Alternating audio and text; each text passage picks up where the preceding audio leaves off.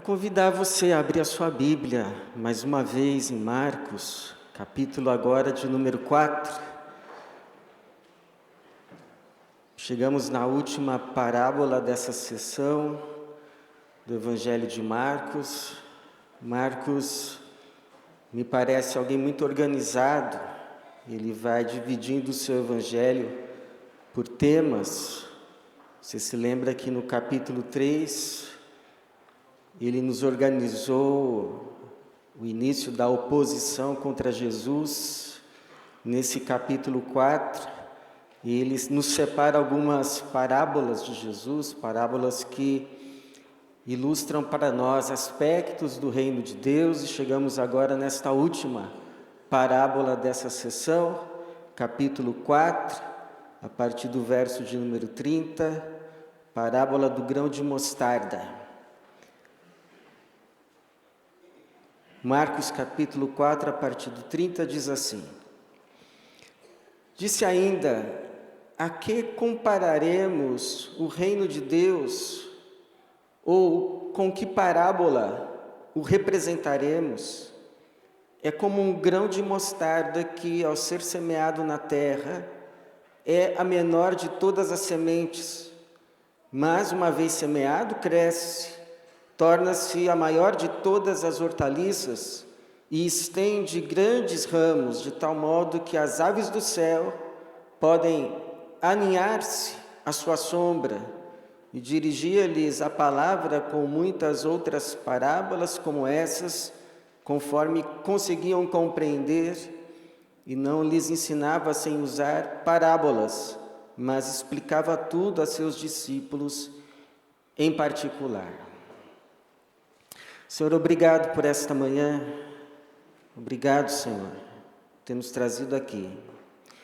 Agora, diante da Tua palavra, abre os nossos olhos, ouvidos, corações, e que a Tua palavra encontre lugar em terra fértil, a fim de que venha produzir o fruto de salvação, de vida eterna e de vida conforme o Teu reino aqui na terra, para a Tua glória mesmo, e em nome de Jesus. Amém. Tem um ditado que diz que o mundo dá voltas. O mundo dá voltas. É verdade. Eu já soube de empregado que se tornou patrão do patrão. Já soube de aluno que se tornou professor do professor. E é esse aspecto do reino de Deus que Jesus quer expor para nós, nos revelar, a partir da parábola do grão de mostarda. O menor se torna maior. Porque você sabe que o grão de mostarda, no tempo de Jesus, na Palestina, era a menor semente, o menor grão, comparado com as outras sementes também lançadas sobre a terra. Mas Jesus vai dizer que esse grão de mostarda, por menor que fosse, quando plantado, ele crescia, e crescia até alcançar cerca de 3 metros de altura, se tornando a maior planta, a maior hortaliça, ou seja, o maior vegetal de caule verde, flexível, de forma que as aves, que antes para aquela semente era uma ameaça, porque a ave poderia vir e comer a semente, agora vem aninhar-se à sombra daquela grande planta que estendeu os seus grandes ramos a ponto de fornecer sombra até para as aves. Assim também o reino de Deus. Hoje, se comparado com os outros reinos, as outras potências na terra é diminuto. É tão pequeno que alguns o desprezam.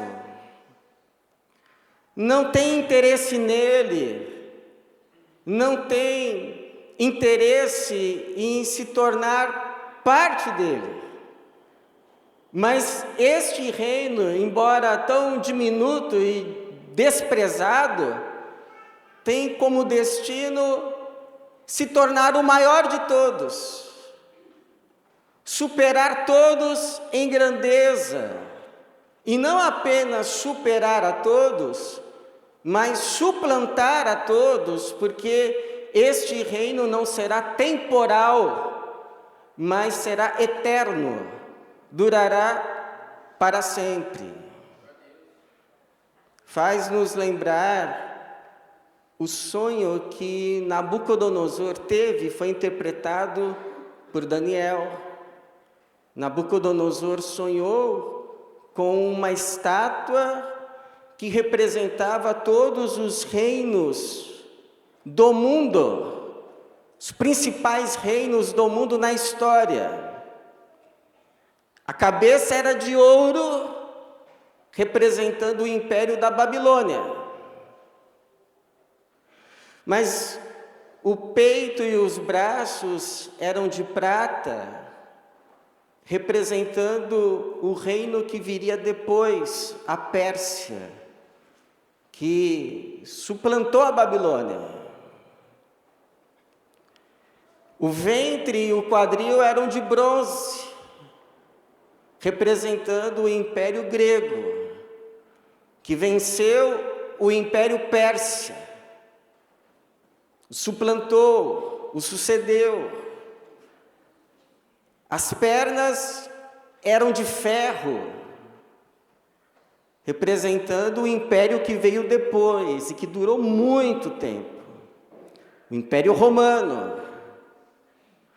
Mas diz que os pés da estátua eram de ferro e barro, representando reinos, alguns mais fracos, outros mais fortes, e que não se misturavam, representando o nosso tempo presente, os reinos do futuro. Mas de repente, então, vem uma pedra solta e acerta justamente os pés da estátua, que desmorona, é esmigalhada, tudo aquilo vira pó. E o vento então sopra e não fica mais nada. Absolutamente nada. Mas aquela pedra que acertou os pés da estátua começa a crescer e se torna uma montanha que ocupa toda a terra. E você sabe que essa pedra que se tornou montanha e suplantou a estátua e preencheu toda a terra e para sempre é o reino de Deus. O reino de Deus. Então, o que cabe a nós? Que não somos o reino, mas somos o povo do reino, diante dessa revelação de Jesus. O que nos cabe nesse tempo, nesse mundo, como povo do reino, diante dessa revelação que nos é dada? Bom, primeiro nos cabe manifestar esse reino. Não nos cabe, não nos coube, não nos caberá nunca estabelecer esse reino de Deus, esse reino do céu na terra. Aliás, todas as vezes que a igreja, na história, tentou estabelecer o reino de Deus na terra, trouxe para a terra não o céu, trouxe o inferno. Por isso, quem vai estabelecer o reino de Deus na terra não é a igreja, não sou eu, não é você, não é ninguém. Quem vai estabelecer o reino de Deus na terra é Jesus.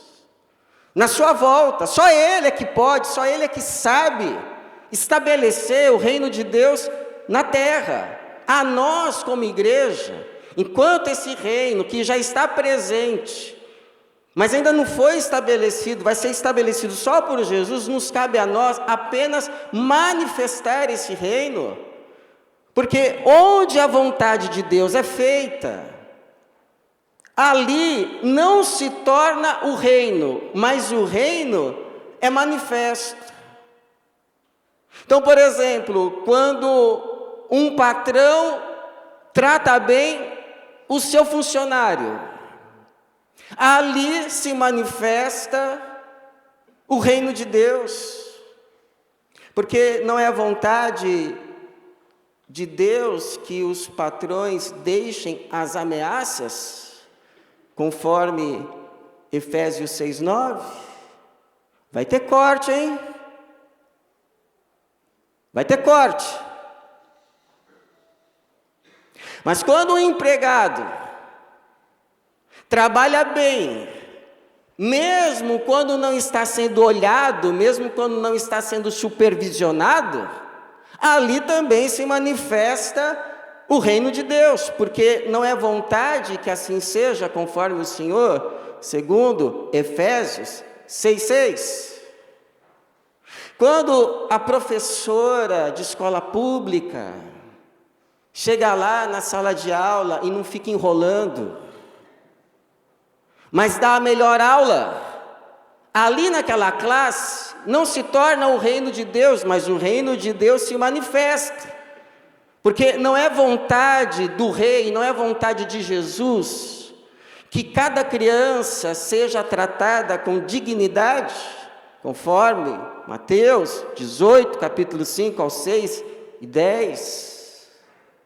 Essa semana aconteceu algo muito bonito aqui na nossa igreja. Nós abrimos as portas, cedemos as nossas instalações, para que acontecesse aqui o Impacto Saúde, e recebemos aqui muitos imigrantes, muitos estrangeiros, que receberam serviços de saúde, gratuitamente, mas de qualidade, odontologia, oftalmologia e outros serviços. Então, nessa semana, não é que aqui se tornou o reino de Deus, mas o reino de Deus foi manifestado, porque não é vontade de Deus que o estrangeiro seja acolhido e seja tratado como um natural da terra, como um nacional, conforme Êxodo capítulo 12, versículo 49, e Mateus 25, 35, onde Jesus diz: eu fui estrangeiro e me acolhestes, me recebestes, me fostes hospitaleiros. Então, onde a vida de Jesus é reproduzida, onde a vontade de Deus é feita, ali o reino de Deus, que já está presente na terra, se manifesta, se torna visível. O reino que é invisível se torna visível quando reproduzimos em nossa vida a vida de Jesus. Por isso que Ele nos ensinou a orar: venha o teu reino, seja feita a tua vontade, assim na terra, como no céu. Que onde Deus te enviar amanhã como um cidadão do reino, ali, em nome de Cristo Rei, o reino de Deus se manifeste. O reino de Deus se torna invisível, porque Ele já está aqui. O que nos cabe como povo do reino? Vivermos conforme os valores do reino, porque somos do reino, ou não? Se você for lá na rua Coimbra, você vai ter uma amostra da Bolívia, devido aos muitos bolivianos que lá residem. Você vai ouvir espanhol, talvez quechua, talvez até um pouco de guarani. Você vai sentir aromas diferentes, músicas tradicionais, você vai poder talvez experimentar alguma comida. Lá não é a Bolívia, mas é uma amostra, devido ao povo que traz a sua cultura, uma cultura que não é daqui. Da mesma forma, conosco, nós trazemos para esse mundo valores que não são desse mundo, uma cultura que não é daqui. Então, não trazemos o reino, mas oferecemos uma amostra,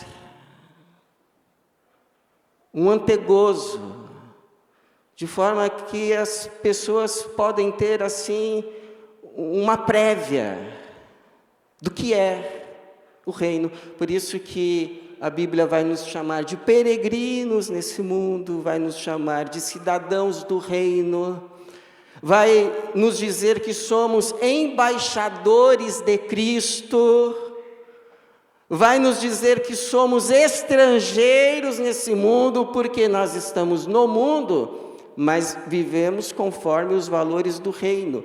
Nós estamos na terra, mas vivemos conforme os valores do céu, porque o reino de Deus é o reino do céu.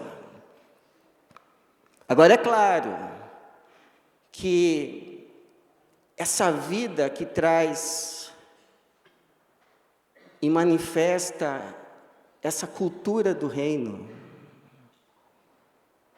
esses valores, vai causar muitas vezes estranheza. Estranheza. Vão olhar assim para nós e podem dizer: você é louco. Ou, na verdade, você é bobo. E vão ficar olhando assim para a gente, como se a gente não fosse daqui, sem entender nada. Uma irmã me disse que, certa vez foi no supermercado e comprou peito de peru. Peito de peru. Na verdade, pediu peito de peru. Aí quando foi chegar assim no caixa para pagar, que ela olhou, ela percebeu que, embora tenham dado a ela peito de peru, a pessoa que atendeu lá no balcão cobrou presunto. Pesou como presunto e pôs lá a etiqueta de presunto com o valor do presunto. Ou seja, ela ia pagar menos. Ia levar peito de peru por preço de presunto. E agora, o que fazer? Está quietinho?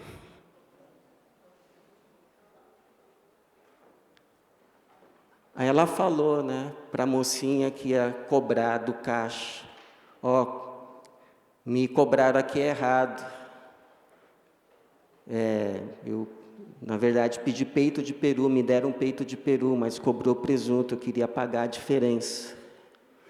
E a mocinha do caixa ficou assim olhando para ela, como se estivesse vendo uma pessoa de outro mundo. Tipo, vai embora. Aí tem gente que ouve essa história e uns dizem assim: eu faria a mesma coisa. E outros: que é isso? Eles que erraram. Isso para mim seria uma bênção de Deus. Isso explica muita coisa, irmãos. Por isso que Jesus disse: nem todo que me chama Senhor, Senhor, entrará no reino. Mas quem faz a vontade do meu Pai. que para o mundo é e sempre será loucura. Uma grande loucura. Porque não é daqui. Não bate com a cultura daqui.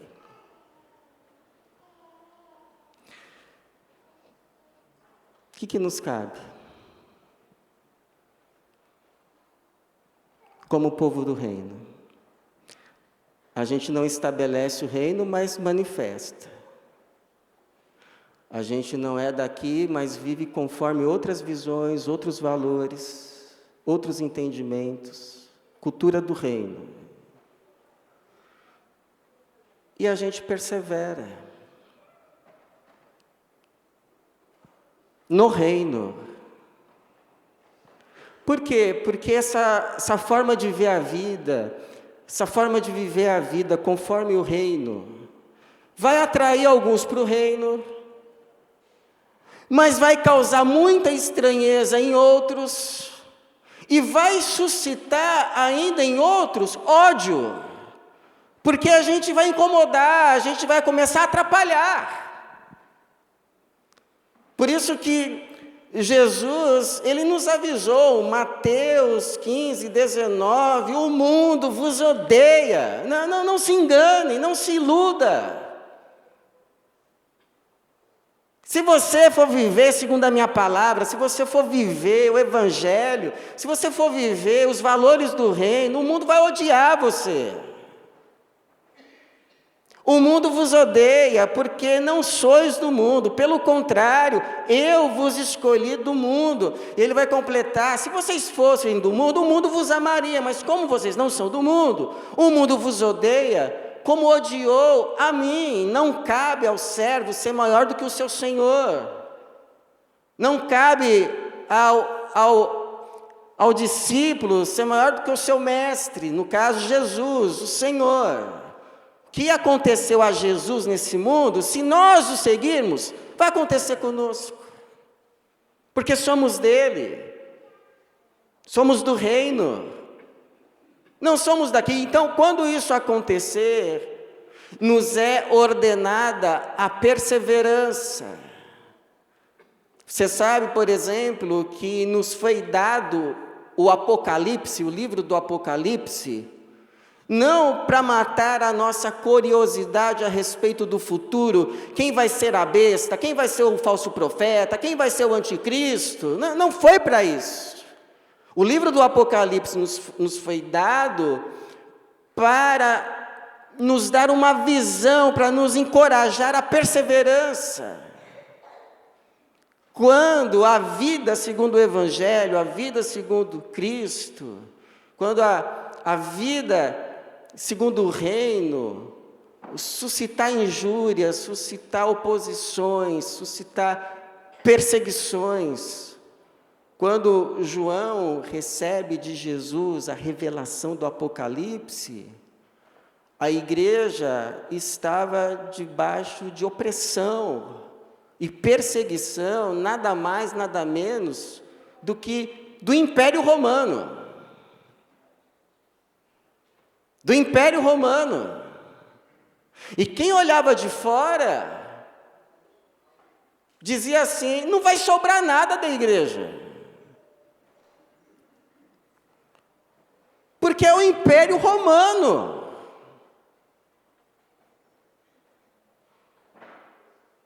O império que derrubou o Império Grego, do Alexandre o Grande. O império que passa por cima de todo mundo, como um trator. Esse império que conquistou reinos, nações, povos fortes, e que não tem conversa, ou se submete, ou se é despedaçado, destruído. Quem são esses pescadores, essas donas de casa, esses carpinteiros, contra o Império Romano? Então Jesus dá o Apocalipse, a revelação, cuja mensagem central é: não importa quão forte, quão poderoso, quão rico, como que for, seja um reino nessa terra, vai passar e não vai ficar nada. Vai passar. E a única coisa, o único reino que vai permanecer é o reino do Cristo. Então, ser fiel até a morte, e dar-te-ei a coroa da vida. Passados 2000 anos, cadê o Império Romano?